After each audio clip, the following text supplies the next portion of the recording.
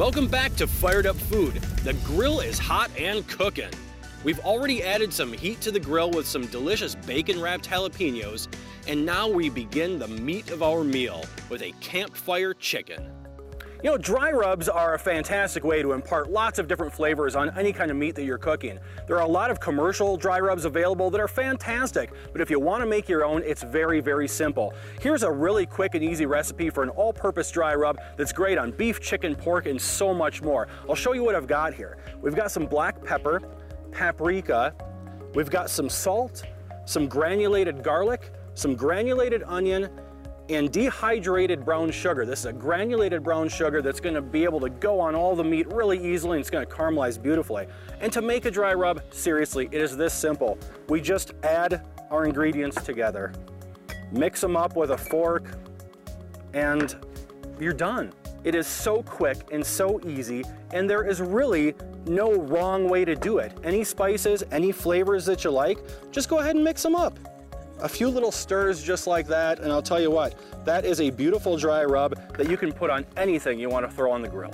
In order for the dry rub to really adhere to the chicken, we want to give it a nice light coat of oil. But one of the things that I really like to do is I like to use a spray cooking oil because it really promotes a nice uniform coverage on that bird. So I'm just going to give it a little spray, move the wings out, get all underneath it, flip it over and get the backside as well. This is a really quick and easy method of getting some oil on your meat. Now, with a dry rub, any kind of flavor that you want is absolutely fine. This is a rub that I made up myself, and we're just gonna give this a coating. Everywhere that you see some meat or skin, we're gonna give it a nice coat of the rub. The rub is gonna do a couple of things. Number one, it's gonna add a lot of flavor to what we're cooking. But secondly, there are sugars in this rub that'll caramelize as it cooks, and that'll seal in all the juices as it's on the fire. Do the exact same thing on the other side. Now that our chicken is all rubbed, it's ready to go on the campfire. And before we add our chicken over the heat of the coals, here's award-winning chef and butcher Thomas Bomer on how to spatchcock a chicken. The whole chicken is the most versatile staple in, I think, any kitchen. But today I really want to focus on the spatchcock. And this is a way of reducing cooking time and cooking a whole bird at the same time and really getting a beautiful presentation. The spatchcock is a term of removing the backbone and splaying the chicken open, so giving it more even surface to cook. And so everything cooks at a similar time. And there's two tools that we're going to want to use for this.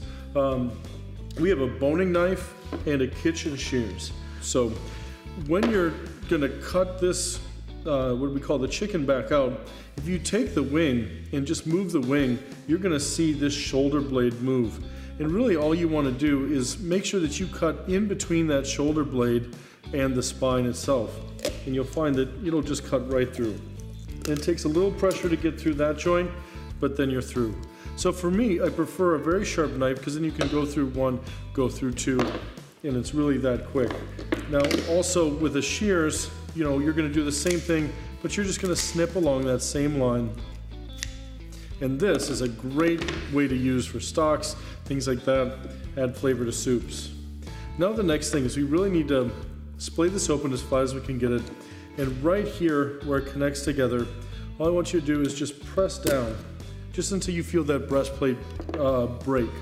And that's going to allow you to flatten the chicken out enough. We're going to retuck these back. You can season, marinate this, and have it ready for the grill, a big cast iron skillet. There's a number of ways to cut it from here. But if you can see, now that it's all spread out and flat, it's going to cook evenly and at the same time.